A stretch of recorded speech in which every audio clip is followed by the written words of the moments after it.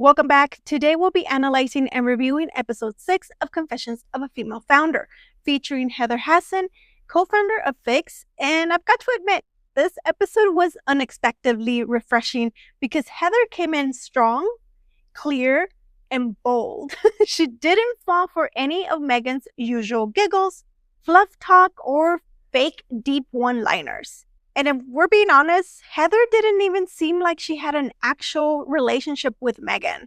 It actually felt like it was Heather's business partner, Trina, who had a warmer, more familiar connection, but instead they sent Heather. And let me tell you, that was a fabulous move because what we got was actual business insight instead of a cozy girlfriend chat that tries to pass it off as founder wisdom.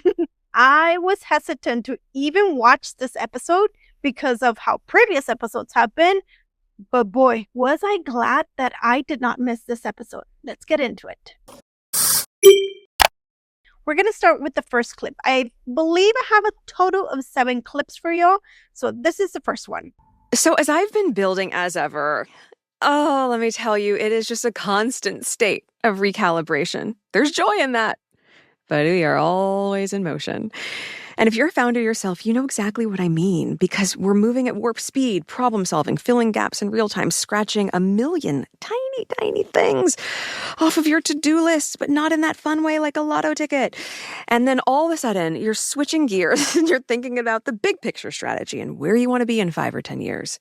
Now, I find this fascinating, not because it's insightful, but because it's such a beautifully worded fantasy. Meghan Markle is not an entrepreneur in the same way you and I are. She's not grinding in her kitchen at 2 a.m. wondering if she'll make rent while launching her Shopify store. Meghan is an entrepreneur with wealth, status, access, celebrity visibility, 4 things that completely change the equation in anybody's business. So when she says that she's in constant state of recalibration, what it really sounds to me is someone who never had a clear plan to begin with.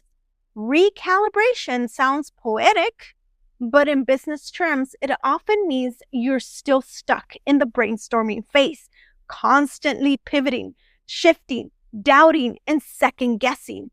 And you know what that usually leads to? Confusion, not clarity. Because when real founders see a gap in the market, they identify it, build a solution, validate it, and move forward.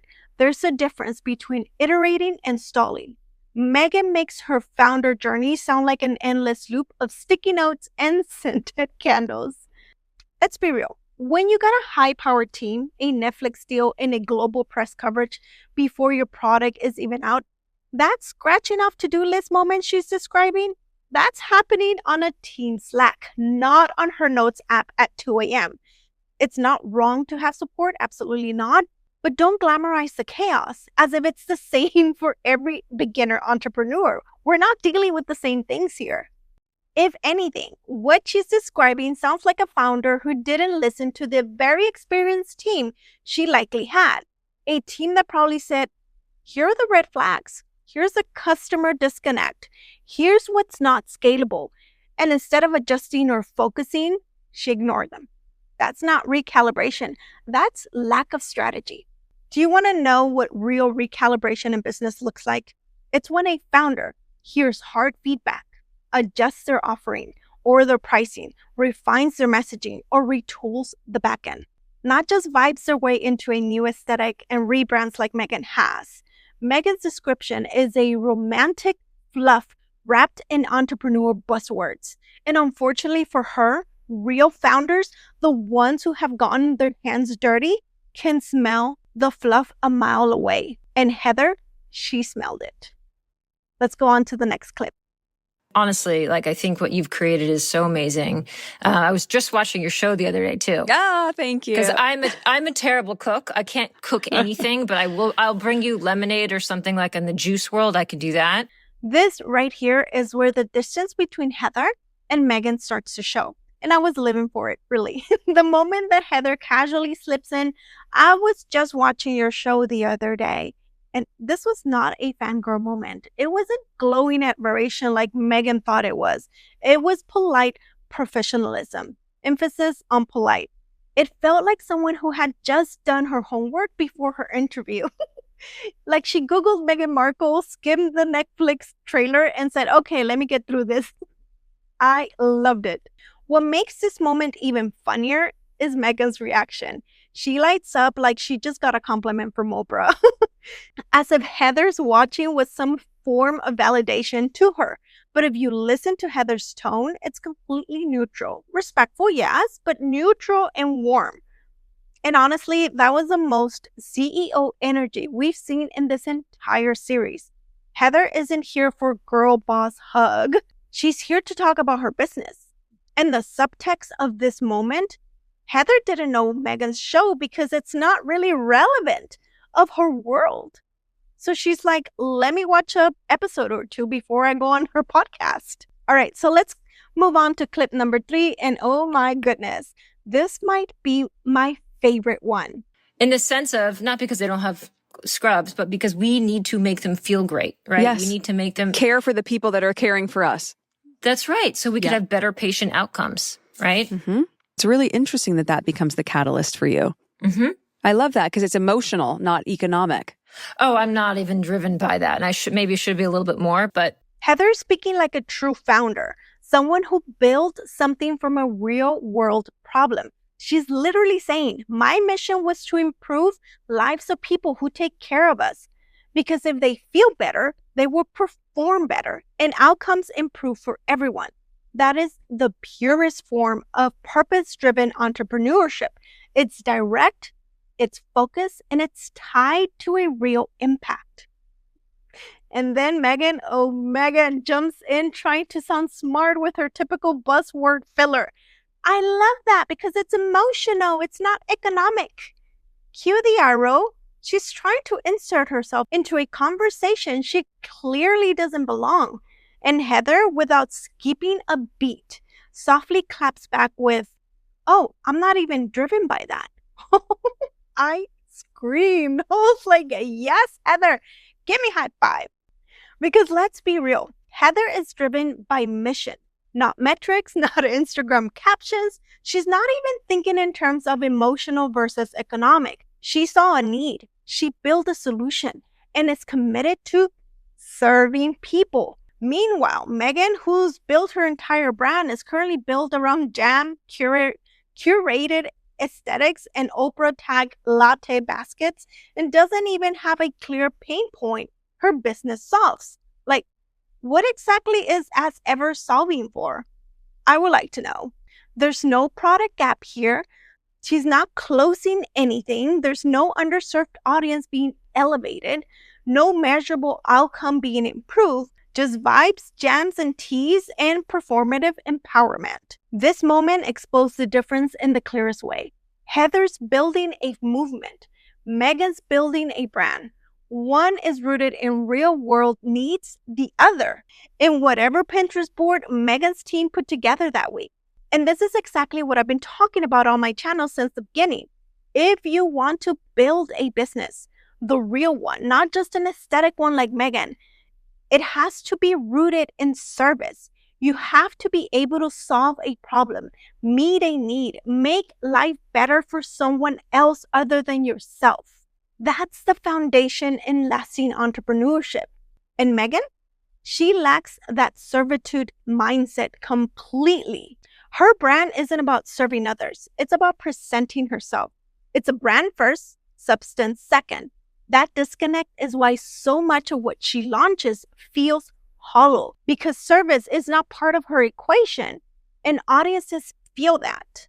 All right, let's go to clip 4 because Heather is a real leader in this clip.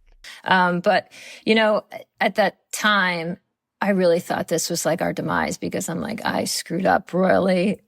And it was a funny thing, but it made us really pay attention, obviously, to production. And ever since that incident, our production is our lifeline. It's our North Star. Our quality control is now probably the best in the world. We have so many checks in all our facilities. It's state of the art. So I'm glad it happened when we were at the beginning. Yeah.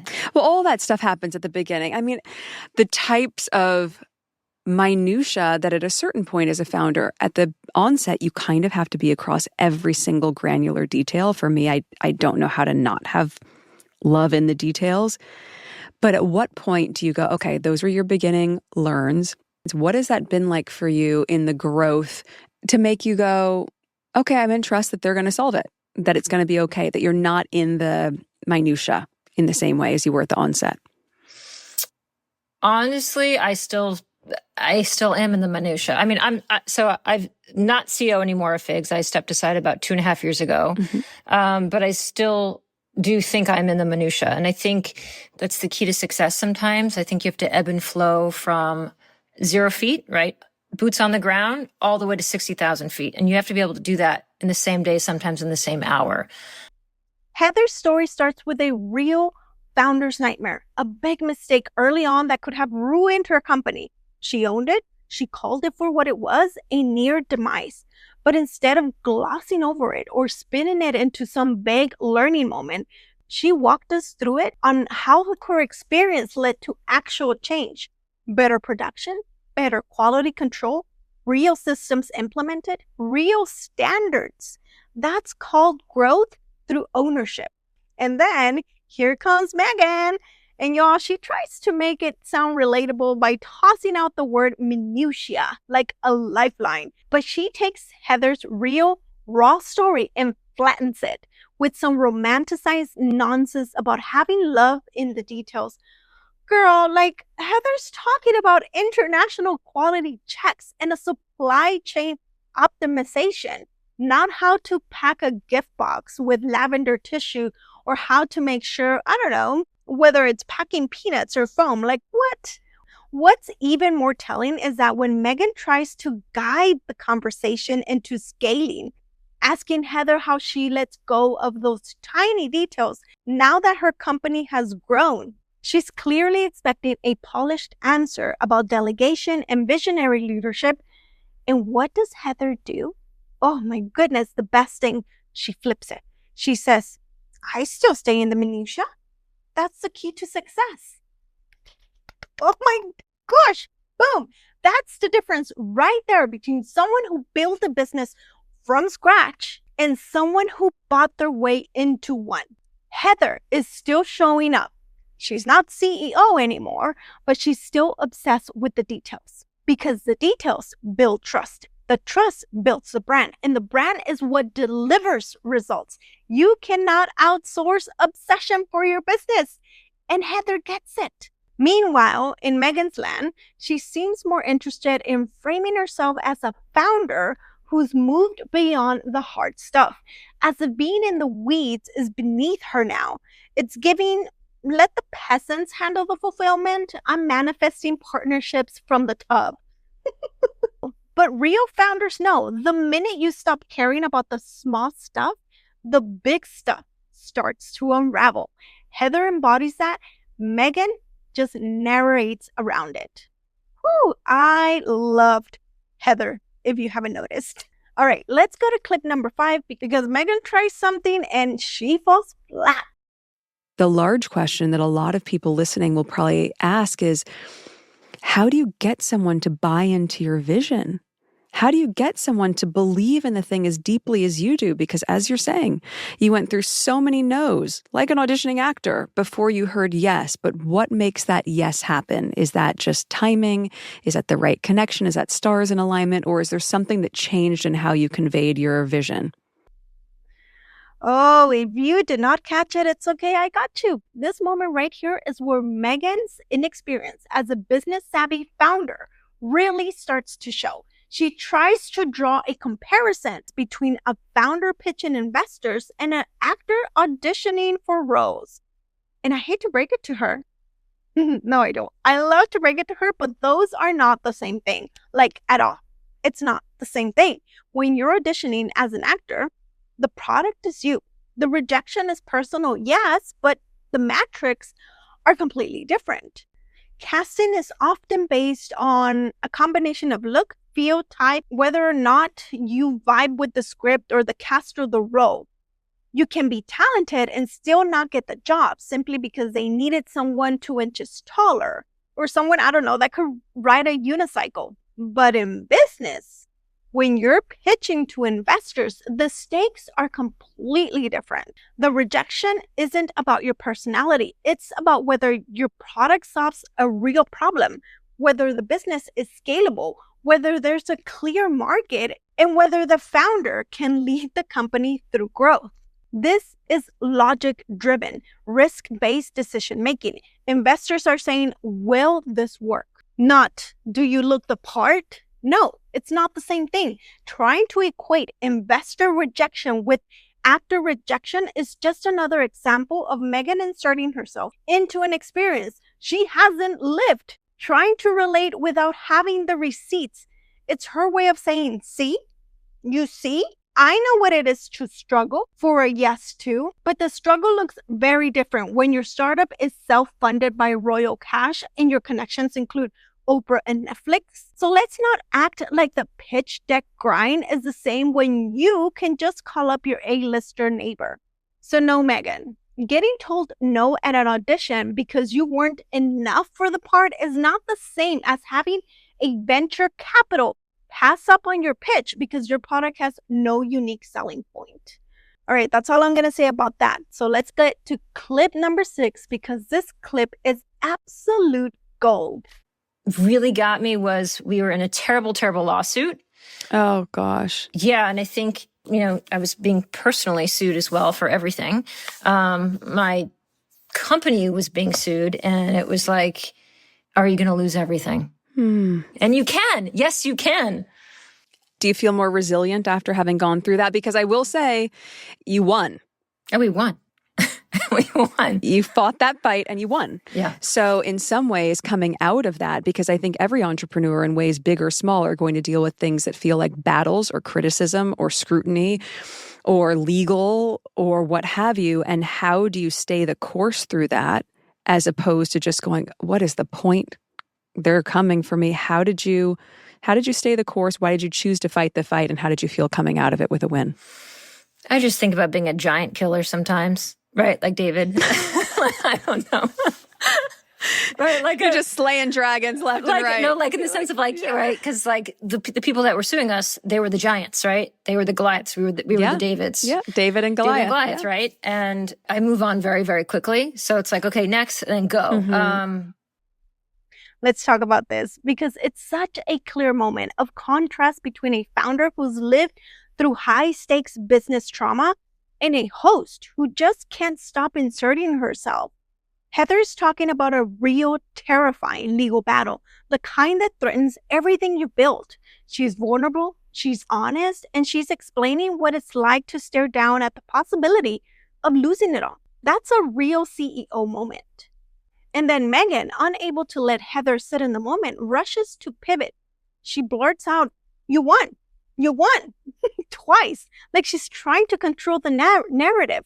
It's almost as if she's preemptively trying to wrap it in a bow before Heather even gets to her point or to her lesson. But Heather's not done. She's building something deeper. Meghan then throws in this sweeping, self-focused generalization. Every entrepreneur deals with battles, scrutiny, criticism, legal stuff, and just like that, she's no longer listening to Heather. She's projecting. How was a story about a specific lawsuit Heather was talking about suddenly become Meghan's story? Her scrutiny, her battle with tabloids, her victimhood. It's like Meghan cannot resist folding every experience into her own mythology. But Heather, she doesn't take the bait, which is the reason why I'm so glad we didn't miss this episode. Instead, she anchors the story in a metaphor that's focused and grounded, David and Goliath. She's talking about being the underdog up against a corporate giant, not trolls in the comment section, but then Meghan, again, tries to hijack the narrative with her, remember this, Mario Brothers fairy tale princess fantasy saying, like slaying dragons left and right, because of course she did. And she already used this exact metaphor in her interview with Jamie in her podcast. She's the princess, remember? And Harry's the hero slaying the dragons in Mario Brothers. So Heather, she redirects again. She's like, no, not dragons, Goliath. clear, biblical, powerful. Very much powerful and very much not about Meghan. This moment is so telling. Heather stays rooted in her actual lived experience. Meghan keeps trying to float away into metaphor and self-mythologizing. One is sharing, the other one is spinning. All right, so let's do the last clip. This is the last one, but it's still significant and good. And I didn't do this. I actually just did this as a passion project because I didn't really want to start another company. I just zero desire. I'm like, why does every female entrepreneur that I talk to says that? And yet they do. Because they're like, no, then this is it, then I'm done. And they're like, I kind of got the bug, but I see something else I can do and be helpful with. So let's do that too. Yeah, I think I can't, first of all, for me, I can't sit still. I always have to be doing something. And I always have to be solving for a problem because that's just how my mind works. If I'm not solving for something, I feel like I'm worthless. So I think this is a very, very big issue in healthcare. This clip right here perfectly highlights the final and most important divide between someone who builds businesses to help and someone who builds to sell. Heather is already thinking beyond her past successes. She's solving a real complex institutional problem in healthcare, certification access, and education. She's creating something that isn't even public yet. She said that she's still in beta, and yet she's already immersed in the purpose. Why? Because her brain is wired for service. She literally says, if I'm not solving something, I feel worthless. And if you ever met a real entrepreneur, that will hit home because this is what makes people successful. The drive to fix, to help, and to make something better than it was. And then Meghan jumps in with her usual detour into superficiality. She tries to spin it into a cute little quirk all female founders share.